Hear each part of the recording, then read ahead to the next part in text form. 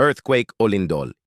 Ito ay mapaminsala, delikado at nakapagdudulot ng matinding trauma. Handa ka ba kung sakaling lumindol?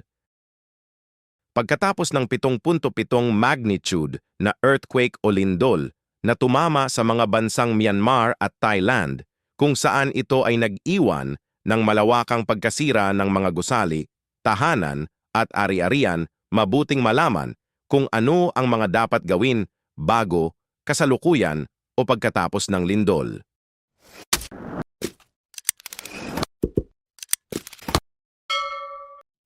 Ang earthquake o lindol ay ang biglaang mahina hanggang sa malakas na pagyanig dahil sa biglaang paggalaw ng mga bato sa ilalim ng lupa. Sanhi ito ng pagkasira ng bato at paggalaw sa ilalim ng lupa. Ang mga karagdagang paglindol na kilala bilang mga aftershocks ay maaaring mangyari ng ilang oras, araw o kahit na buwan pagkatapos ng lindol.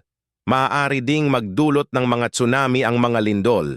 Ilang maaaring paghahanda bago lumindol.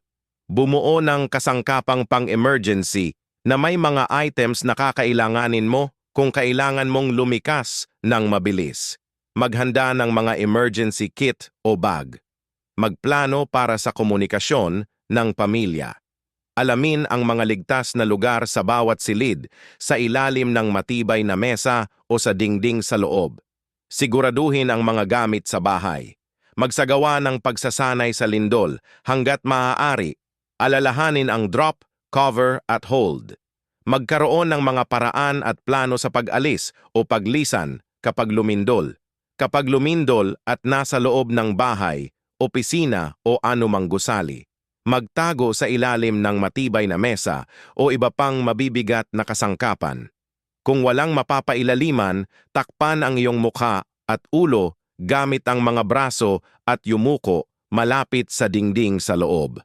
Maghintay hanggang matapos ang pagyanig. Lumayo sa mga bintana, salamin, mga kagamitang pang-ilaw o muebles na maaaring mahulog sa iyo tulad ng mga aparador. Manatili sa loob. Huwag gumamit ng mga elevator.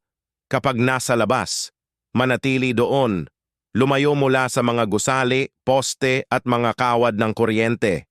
Manatili sa labas hanggang sa tumigil ang pagyanig. Pagkatapos ng lindol, asahan ang mga aftershocks. Karaniwang hindi kasing lakas ang mga ito, pero maaaring magdulot ng pinsala. Huwag pumasok sa nasirang gusali.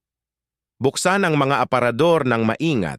Maaaring gumalaw na ang mga bagay sa loob nito at mahulog sa iyo. Magsuot ng mahahabang pantalon, manggas at sapatos para protektahan ang iyong balat mula sa gasgas ng mga sirang bagay. Mag-text, huwag magsalita. Maliban na lang kung may sitwasyong banta sa buhay, magpadala ng text upang hindi makadagdag sa pagkakaroon ng traffic sa mga linya ng telepono na kailangan ng mga manggagawa na re-responde sa emergency. Dagdag pa, maaaring gumana ang pag-text kahit na nasira na ang serbisyo nito.